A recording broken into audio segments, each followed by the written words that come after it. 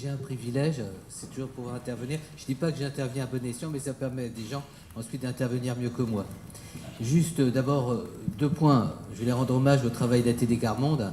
Et pour participer à certaines des réunions d'ATD Quart Monde, je vois comment des personnes qui étaient effectivement aux marges de la société se réhabilitent et posent des questions centrales parce qu'ils ont eu une reconnaissance. Et je crois que la notion de reconnaissance, on travaille beaucoup d'ailleurs à l'espace éthique, est une notion importante. Reconnaître l'autre pour ce qu'il est. Essentiel. Mais un deuxième point peut-être qu'on pourrait réfléchir par rapport à notre débat de ce soir, c'est sur un concept qu'on aborde beaucoup dans le champ du sanitaire, du médico-social, c'est la notion de capacité. Et on a vu dans le domaine par exemple de la maladie neuroévolutive, quand on a une approche qui relève de la présomption d'incompétence d'une personne. Elle n'est plus capable d'eux, ou elle n'a jamais été capable d'eux, alors qu'inverser les facteurs, c'est plutôt la reconnaître sur ce qui lui demeure possible de faire, c'est-à-dire dans ses capacités. Et je crois qu'il y a vraiment un regard à porter dans la cité sur ceux qu'on estime d'une manière assez péremptoire des incapables, et qu'on met très facilement finalement au rebut, et ceux qu'on reconnaît dans des capacités pour autant qu'on leur donne les moyens de vivre leur réalité et d'apporter à la société leur singularité, leur expérience, leur créativité. Donc derrière vos 2 propos qui sont très complémentaires, et le propos de l'inspecteur avec toute son expérience, moi je dirais pas l'inspecteur général, je trouve que vous êtes exprimé en tant que personne avec une hauteur de vue qui dépasse le côté, j'allais dire, un peu formel, qui serait celui d'un responsable institutionnel. Vous nous avez permis de partager véritablement une interrogation en sensibilité, parce que vous avez parlé de la sensibilité. Et Marie-Alette a apporté, je crois, un témoignage extrêmement fort. Je vous incite véritablement à regarder ce que sont les universités populaires d'ATD Quart Monde. Comment j'avais suivi, j'étais plus jeune et j'avais plus d'engouement à cette époque-là, mais Joseph Rezinski avait organisé d'abord un forum devant une structure qui était à côté de l'Élysée sur l'informatique. Je ne sais pas si tu te rappelles. Oui. Il y avait toute une marche qui allait jusqu'à la Villette. Il y a eu des grandes assises sur la connaissance. Et je termine juste sur ce point pour dire que ce que j'ai retenu de vos 2 interventions, c'est une réflexion nécessaire sur le savoir, la connaissance, la mise en commun de ces savoirs et de ces connaissances. Et un dernier point qui pour nous est au cœur de nos réflexions à l'espace éthique, c'est reconnaître différents types d'expertise. C'est-à-dire, on le voit dans la maladie, on parle de plus en plus du malade expert, mais je pense qu'il y a des citoyens qui portent une expérience, une expertise, un savoir de ce qu'est notre vie sociale et qu'on a besoin de reconnaître et d'associer à nos décisions. Voilà ce que je voulais dire pour ouvrir le débat maintenant. On donne encore peu de temps à un peu de discussion.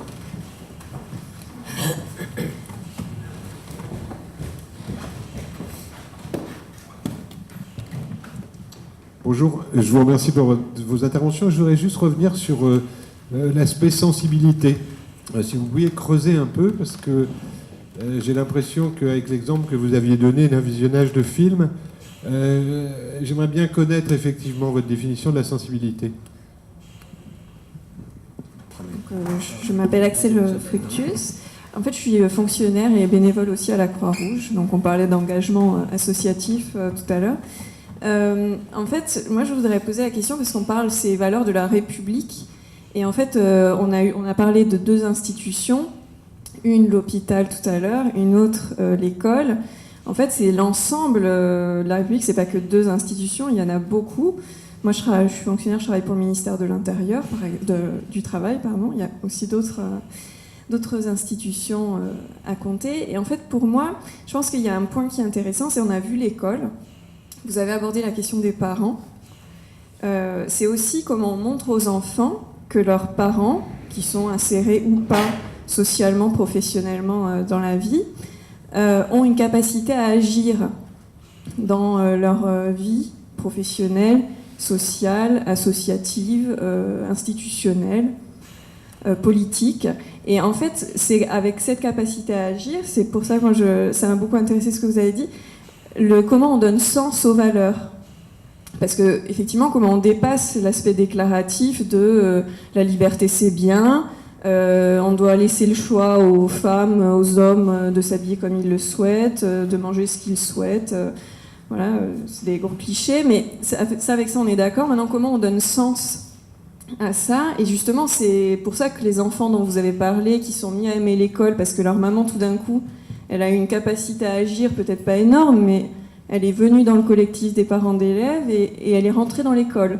C'est déjà en soi peut-être déjà une grande capacité d'agir par rapport à ce qu'elle avait connu avant. Donc comment en fait on fait aussi pour que dans notre société, des gens qui sont exclus aient une capacité d'agir. Je fais des maraudes par exemple. Ben, quand on sort de son bureau et qu'on va faire les maraudes le soir dehors, voilà, là on voit des personnes, honnêtement leur capacité à agir, effectivement ça questionne, quoi. Voilà.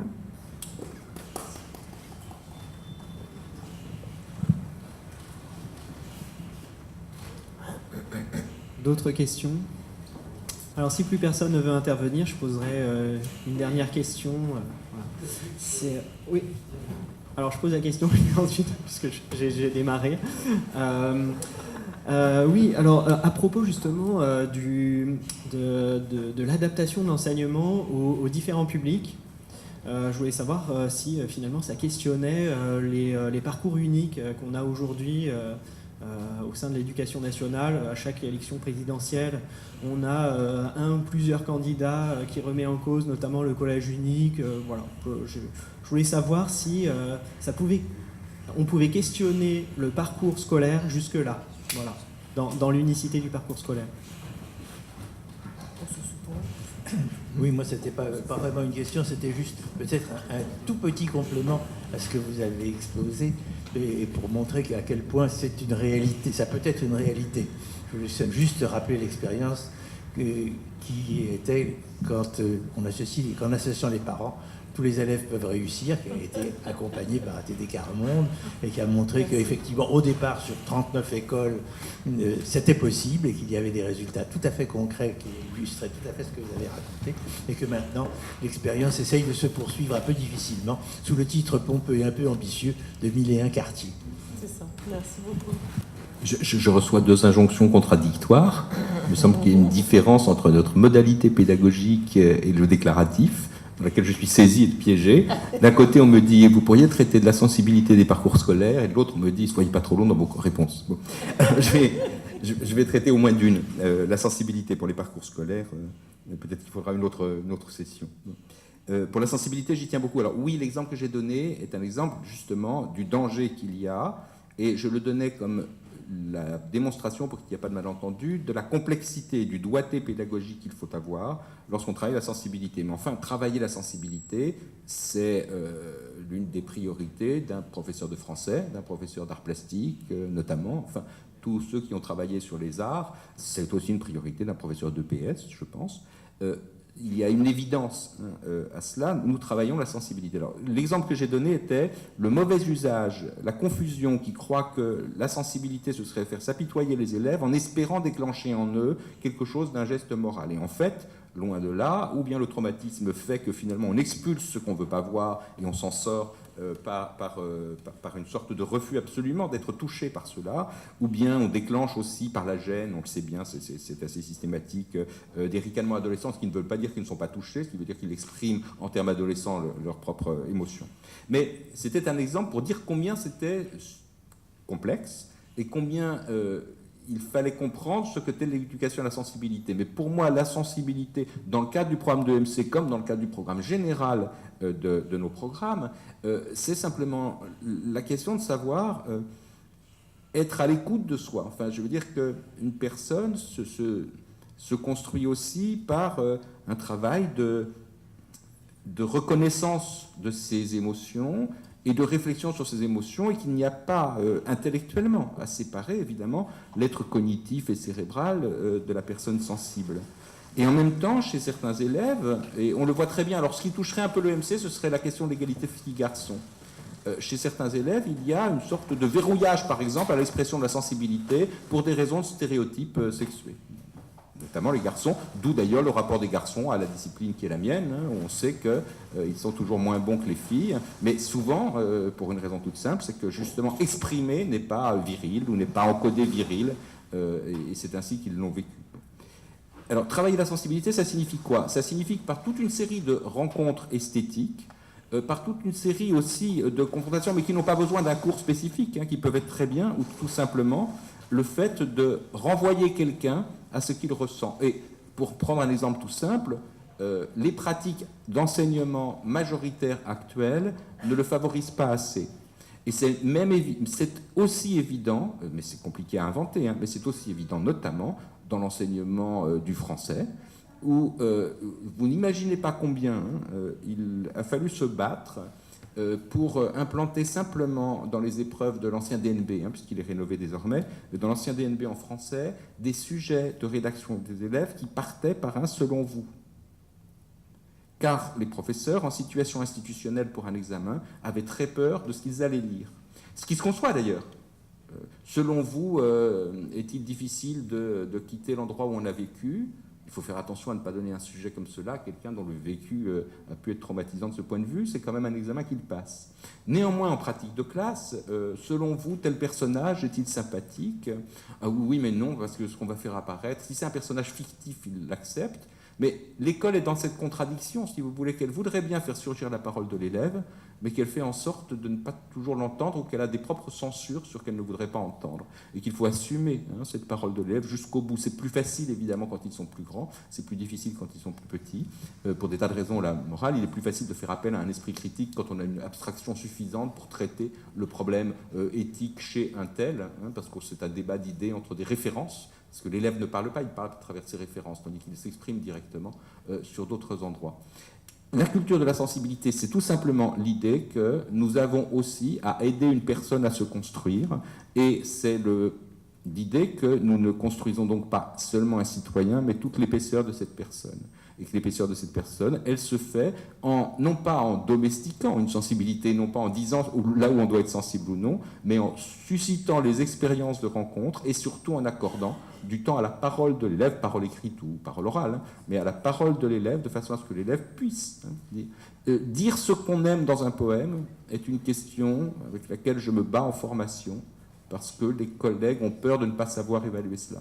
Et pourtant, c'est une question fondamentale, si les textes ne sont pas rencontrés, si travailler une œuvre, ce n'est pas rencontrer une œuvre, mais c'est apprendre ce qu'il faut dire pour la liste de bac de l'épreuve de AF, alors on est très loin de l'EMC et on est très très loin aussi de la mission qui est la nôtre, qui est tout de même d'aider des personnes qui se construisent avec nous. Voilà ce qu'était l'éducation à la sensibilité, et voilà quel est l'enjeu qui est le sien, c'est de mettre une personne à l'écoute de sa propre sensibilité qui se construit progressivement. Vous sembliez dire que je ne parle d'institution que de l'éducation nationale. Et j'ai eu le sentiment de parler aussi du CESE quand même, et j'ai un tel respect de toutes les institutions que loin de moi l'idée de réduire les institutions, là vraiment surtout pas. Je voulais juste, pour pas donner la parole à des lycéens, pour conclure mon propos. Ce sont des lycéens que nous avons auditionnés au CESE il y a 2 ans et que nous avons entendus hier lors d'une séance tout à fait exceptionnelle pour marquer les 30 ans d'un rapport sur grande pauvreté économique et sociale, où il y avait vraiment plus de 500 personnes au CESE. Ces lycéens sont des lycéens d'Aubervilliers qui ont tenu des propos hier pour réagir à une résolution que le CESE votait sur la grande pauvreté. Et ils ont chacun dit un texte de tête, sans aucun papier avec eux, chacun sur un mot qu'ils avaient choisi, solidarité, fraternité, etc. C'est absolument remarquable. Je vous invite à regarder le site du CESE, le CESE.fr, pour regarder la fin de cette séance plénière d'hier. C'était absolument remarquable, j'ai jamais vu ça. Donc je vous lis ce que la génération juste avant des lycéens d'hier nous avait dit sur la notion de plaisir à l'école, des lycéens de première. En France, notre système scolaire broie les plus faibles et accentue les inégalités au lieu de les supprimer. L'école repose sur 2 principes, la compétition et la mise en concurrence. Un certain nombre de questions se posent. L'égalité est-elle une condition nécessaire à la liberté ? Si tous sont égaux, chacun demeure-t-il libre de ses choix ? La fraternité peut-elle nous unir ? Les méthodes pédagogiques françaises fabriquent-elles de la passivité ?